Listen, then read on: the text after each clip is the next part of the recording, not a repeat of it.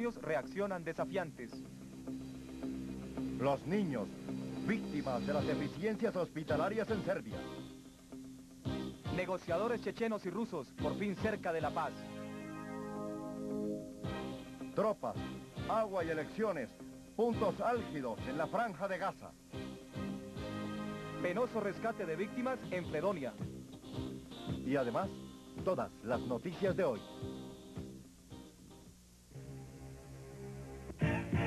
Mundo 3, las noticias internacionales en profundidad.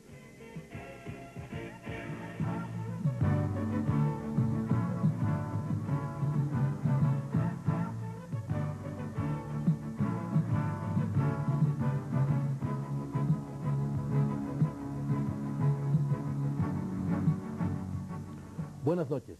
Fuerzas europeas de la ONU, entre artillería e infantería británica y tanques franceses, se desplazaron hoy hacia la sitiada capital Bosnia para reforzar a los efectivos aliados ante los ataques serbios.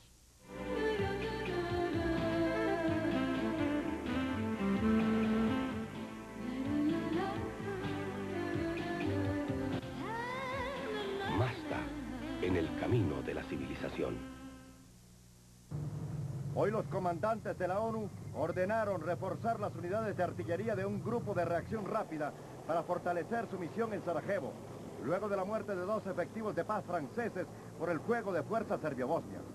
La denominada Fuerza de Reacción Rápida está compuesta por efectivos británicos, franceses y holandeses, con base en el centro de Bosnia, y cuentan con artillería capaz de alcanzar objetivos con disparos desde 25 kilómetros de distancia. De esta manera, el poder de reacción de la ONU se hace efectivo ante el ataque continuo de los serbios bosnios que han desafiado frontalmente a las potencias occidentales con ataques a Sarajevo, a caravanas con asistencia y a las bases de la ONU y el enclave de Cepa. Las declaraciones de los integrantes de las Fuerzas de Paz de las Naciones Unidas no se hicieron esperar y manifestaron su total desacuerdo a la pasividad contra las agresiones serbio-bosnias.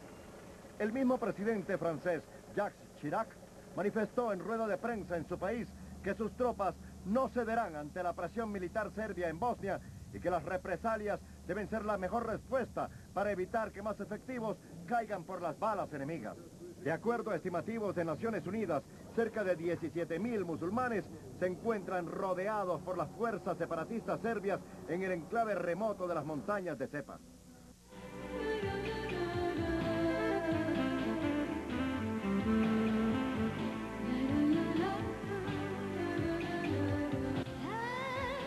Mazda, en el camino de la civilización. El presidente Clinton respaldó hoy el uso del poderío aéreo estadounidense contra los serbios bosnios, especialmente en Gorazde, pero afirmó que se opone al envío de soldados de su país a las zonas de combate. La reacción de las fuerzas serbio-bosnias ha sido dura y, entre tanto, en los hospitales del área en conflicto, muchos niños son las víctimas de una crisis sanitaria. Noticia del día, con el patrocinio de Avianca, la aerolínea de los colombianos. Baljón, de 4 años, padece de la enfermedad de Hodgkin. Necesita medicamentos especiales que no pueden obtenerse en Belgrado. Su médico cree que sin una terapia adecuada, Baljón morirá pronto. Lo mismo vale para Harry, que padece de leucemia. Mirjana Sabov, la madre del pequeño de 3 años, trata en vano de conseguir los medicamentos que podrían salvar su vida. En este hospital falta todo, dice. Se ha pedido a padres y parientes de los pequeños que consigan los medicamentos necesarios. Eso solo es posible, añade, si se tiene enchufe en el mercado negro. No solo es una situación trágica para los allegados, sino también para los médicos.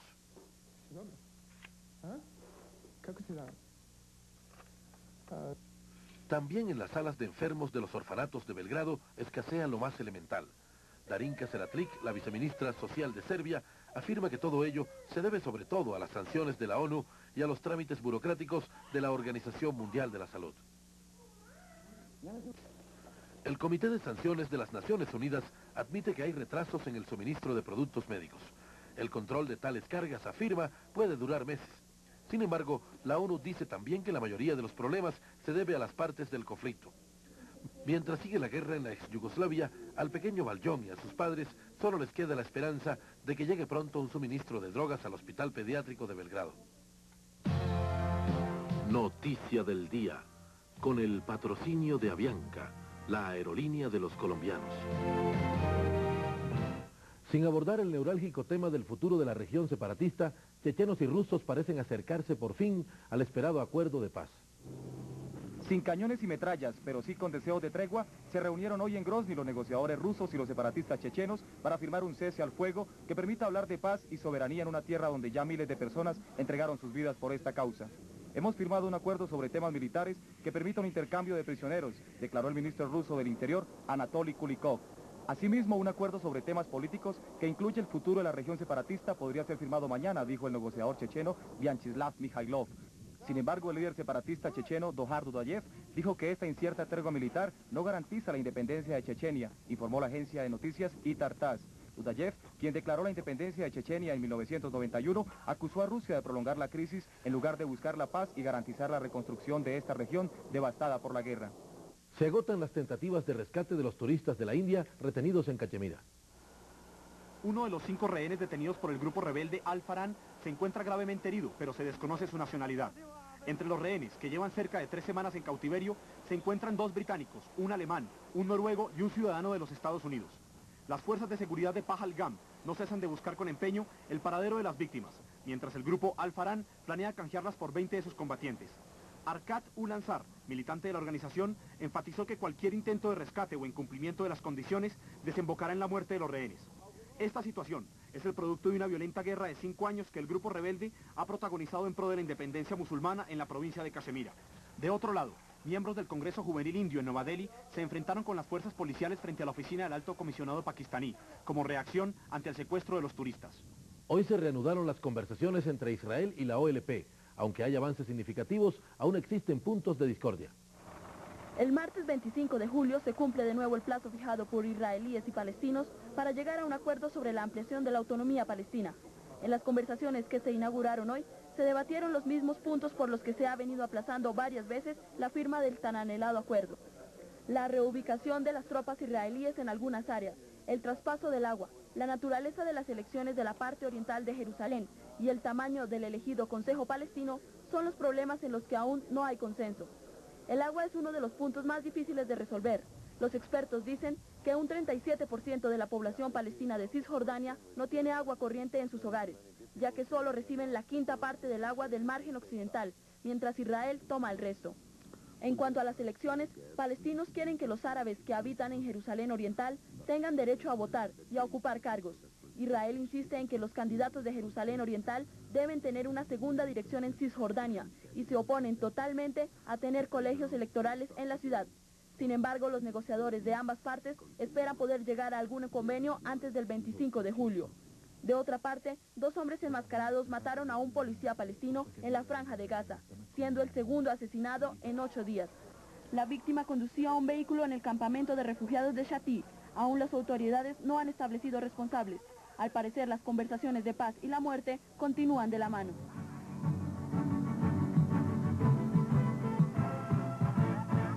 Osvaldo Pugliese, uno de los sobrevivientes de la época de oro del tango, sigue debatiéndose entre la vida y la muerte en un hospital de Buenos Aires. Más noticias del mundo en el siguiente segmento informativo.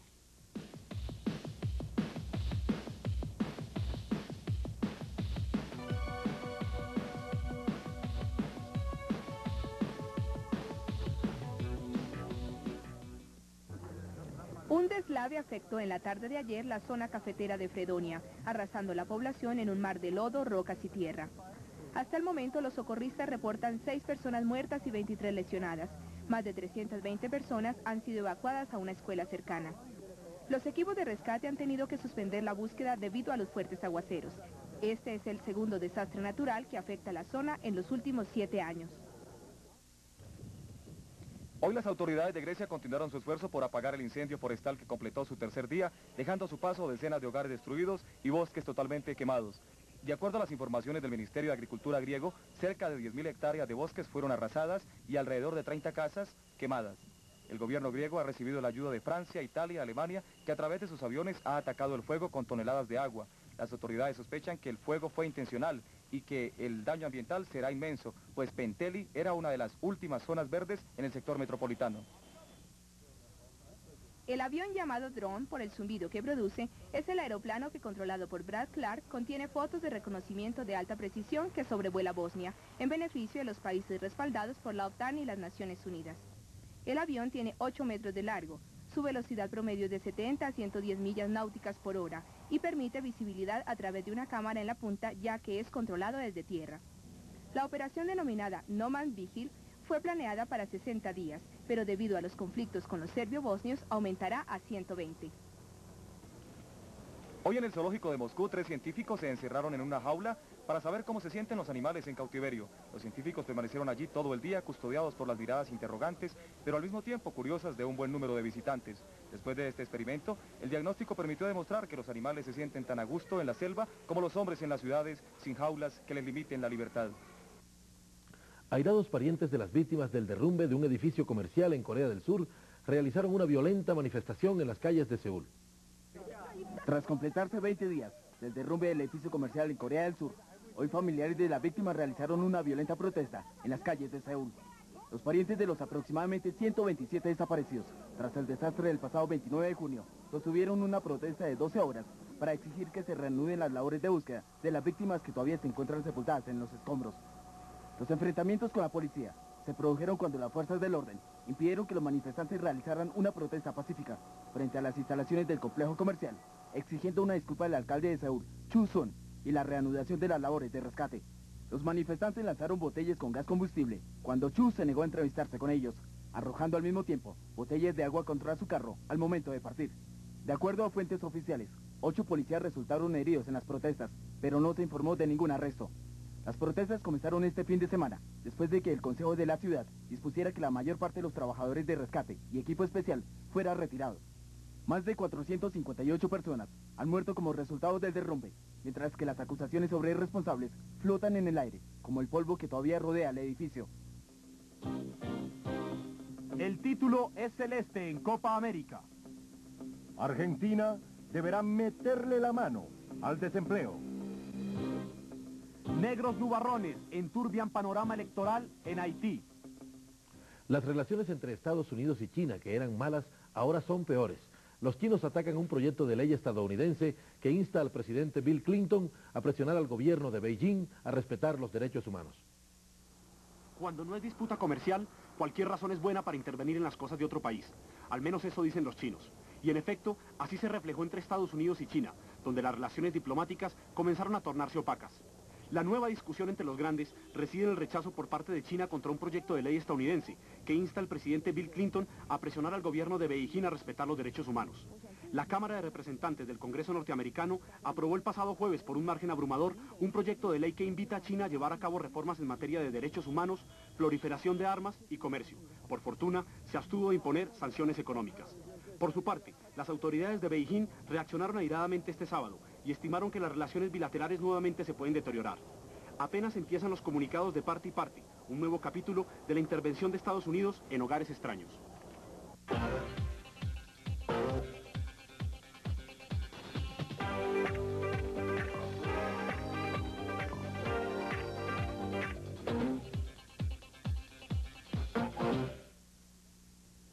Bienvenidos a la información deportiva en Mundo 3. Muy pobre el nivel de la Copa América que concluyó hoy en Montevideo.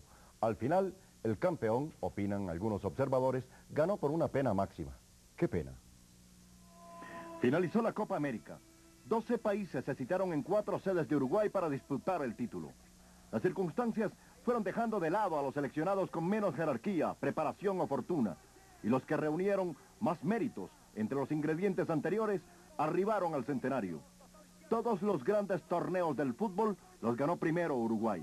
La Celeste campeonó el primer mundial, los primeros olímpicos, la primera Copa América, y en esa grama nunca perdió un partido de Copa América, en las 6 ocasiones en que ha sido sede. El rival no tiene menos pergaminos, el único tetracampeón del mundo, y esto ya es bastante. Encuentro de colosos, equilibrio entre sistemas claramente opuestos, al final, una definición propia de una final. Y como dirían en nuestros pueblos, Tulio y Brasil, lo que por agua viene, por agua se va. Miguel Indurain entró hoy en la historia del deporte en todos los tiempos al convertirse en el primer mortal que gana 5 veces consecutivas la Vuelta a Francia. Ya son 4 los ases, los monstruos del pedal que han conquistado en 5 ocasiones el Tour de Francia.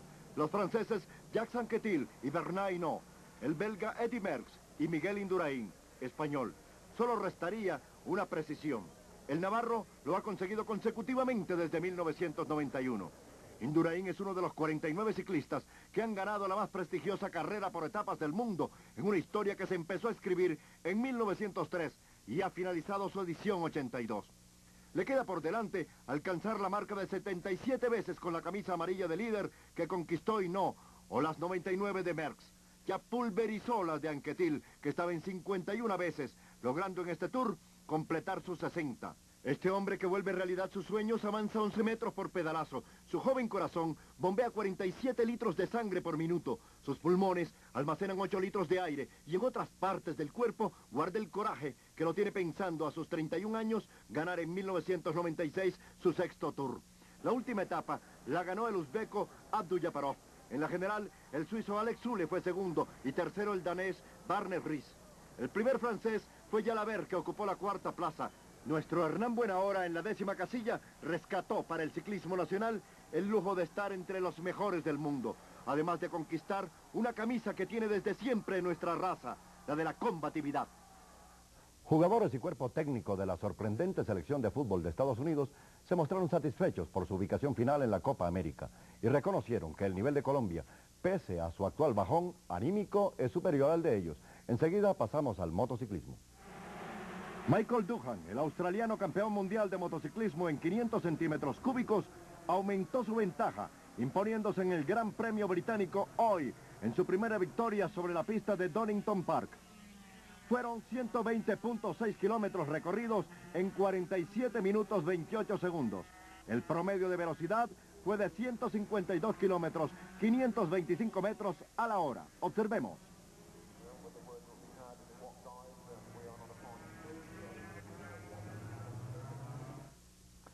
Un inusual festival de batazos fue el que se vivió en el partido de Grandes Ligas entre los Marlins de Florida y los Dodgers de Los Ángeles.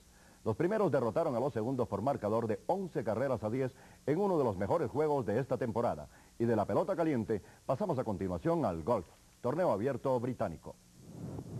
Luego de una serie de desempate a 4 hoyos, John Day derrotó al italiano Constantino Rocca para adjudicarse el abierto británico de golf.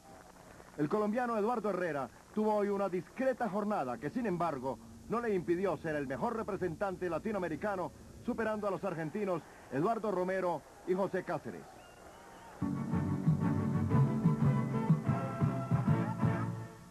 Noticias procedentes de Buenos Aires revelan que existe una gran preocupación debido al incremento del desempleo, que según cifras oficiales es del orden del 18%. Sofocol Limitada, importador exclusivo de Cónica, patrocina la sección económica. El guayabo y el dolor de cabeza para los argentinos no solo quedó en el partido frente a Brasil con su mano divina, sino que el desempleo es otro partido que le está dando bastante juego a su economía. La desocupación alcanzó este año su máximo récord de 18.6%, convirtiéndose así en una verdadera obsesión para el gobierno de Carlos Menem, tras su reelección como presidente. El tema de los goles injustos quedó atrás para pasar a hablar de la falta de trabajo y los problemas laborales del país, una cara oscura que comienza a surgir dentro del plan de ajuste económico del gobierno. Para 1991, los índices de desocupación llegaban apenas al 6.9%, momento en el cual lanzó su programa de estabilización, famoso ya en otros países del área. En 1994, este índice llegó a 10.8%, lo que contrasta drásticamente con el 18.6% de hoy. Las especulaciones también han comenzado a tener su juego sobre un posible estallido social. Por eso las centrales obreras han pedido al gobierno prohibir cualquier despido por lo menos durante un año, cosa que ha sido rechazada de tajo por el presidente Menem. Él, por el contrario, considera que sí le puede meter un gol al desempleo, estimando que para el próximo octubre los índices serán menores. Y para esto se centrará en su plan quinquenal, una tabla de salvación consistente en la disminución de los impuestos al trabajo y de aportes patronales, así como la sanción de leyes laborales que favorezcan a los desempleados.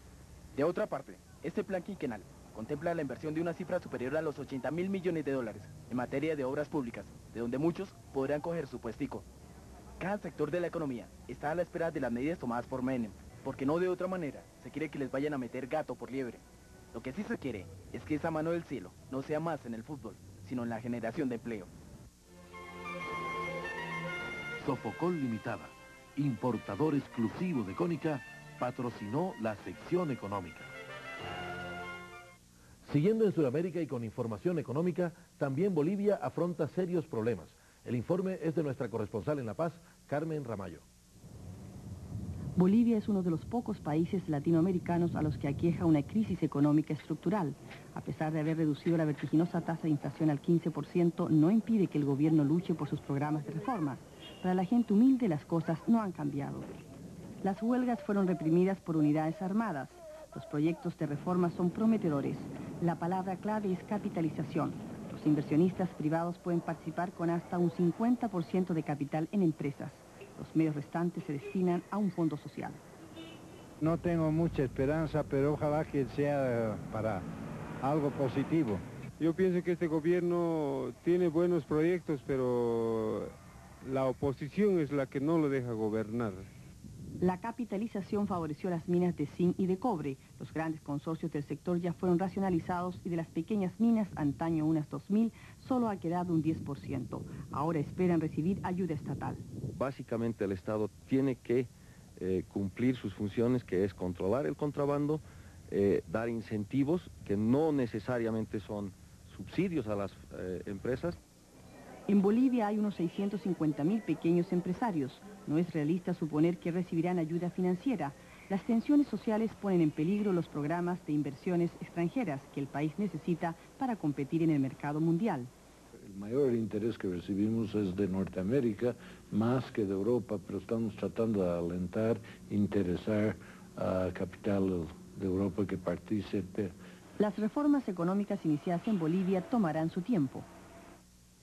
El desorden de las elecciones del pasado 25 de junio no ha sido la única amenaza contra la naciente y frágil democracia haitiana. El panorama de la segunda vuelta electoral muestra de nuevo el fantasma del boicoteo. Muchos de los 27 partidos políticos de la nación, los que habitualmente tienen un pequeño número de seguidores, amenazan con boicotear la segunda vuelta de las elecciones programada para el 6 de agosto. El primer ejercicio de la democracia en el país, desde que Aristide fue derribado en un sangriento golpe militar en septiembre de 1991, se vio opacado con una desorganización generalizada.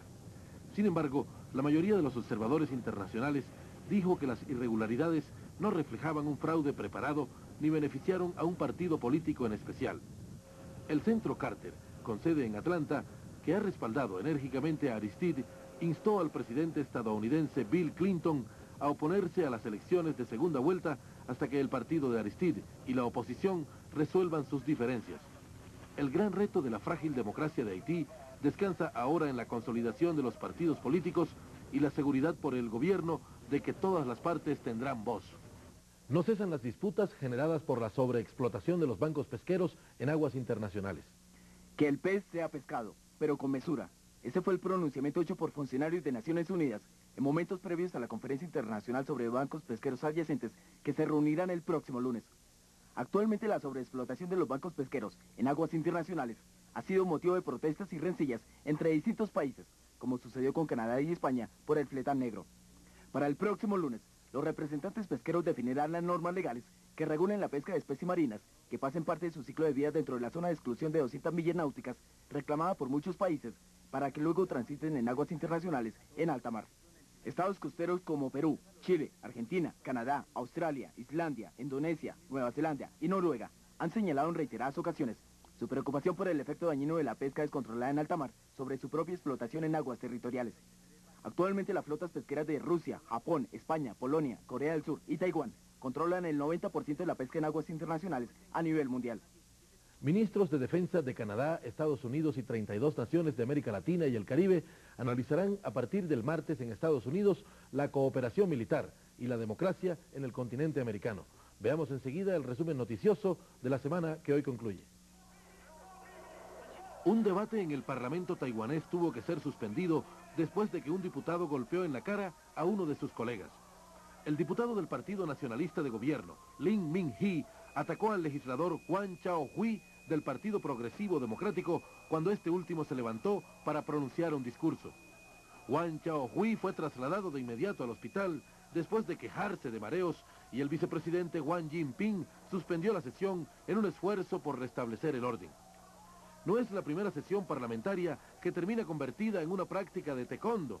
Observadores creen que con políticos así, tal vez las jornadas sean menos aburridas, pero sin duda más peligrosas. Gran Bretaña planteó esta semana que el espectacular colapso del Banco Banning se debió a una serie de errores de los administradores del Banco de Inversiones que no lograron detectar las masivas operaciones bursátiles no autorizadas y realizadas por el corredor Nick Leeson. Un informe oficial de las crisis de febrero del banco de 233 años de fundado también criticó al Banco de Inglaterra por los errores al evacuar la situación, pero afirmó que no era necesario hacer cambios drásticos en la forma en que el Banco Central supervisa a las entidades comerciales. El transbordador espacial estadounidense Discovery recibió el impacto de un micrometeorito el martes 18 de julio durante el sexto día de un vuelo dedicado a experimentos tecnológicos y científicos. El micrometeorito chocó contra una de las ventanas del transbordador, pero no penetró los paneles triples de vidrio resistentes al impacto. El objeto, que probablemente no es más grande que una partícula de polvo, dejó un orificio que, según los cálculos del comandante del Discovery, era de 0,07 centímetros de ancho.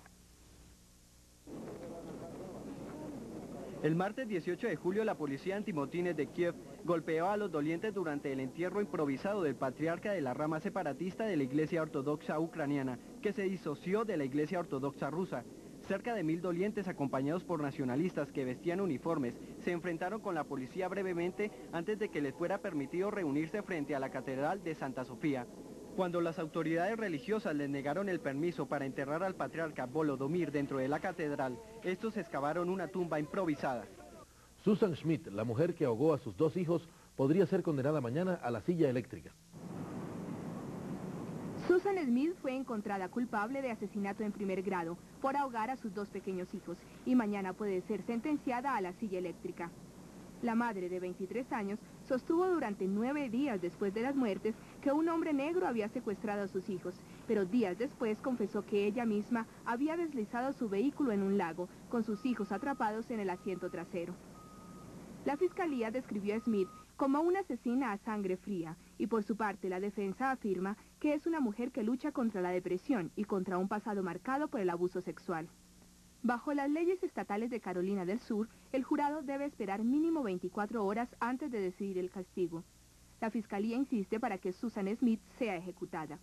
El juicio a esta madre marcó una historia de muerte, mentiras y arrepentimiento que causó gran conmoción. En momentos en que la mayoría de los gobiernos busca reducir sus gastos, los ministros a cargo del presupuesto de la Unión Europea se disponen a aprobar un gran aumento en el suyo para 1996. En nuestra agenda internacional hacemos una proyección de los hechos que la próxima semana serán noticia en el mundo.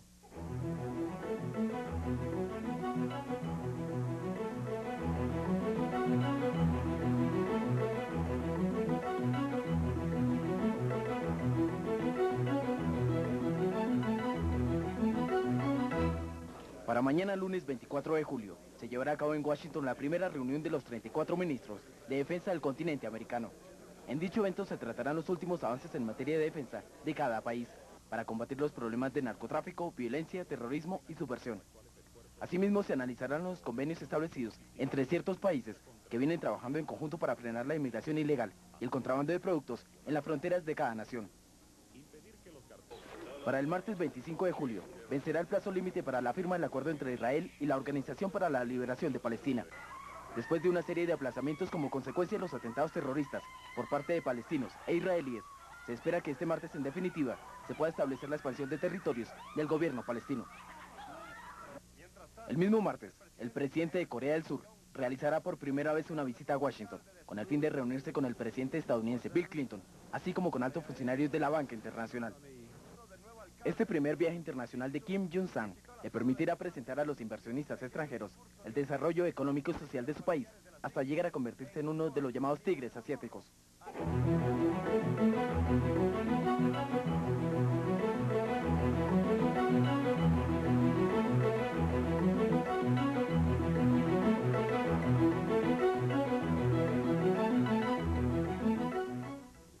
Todo por hoy. El próximo sábado volveremos con ustedes en nuestro horario habitual de las 8 de la noche. La cita será como siempre aquí por el canal 3. Buenas noches.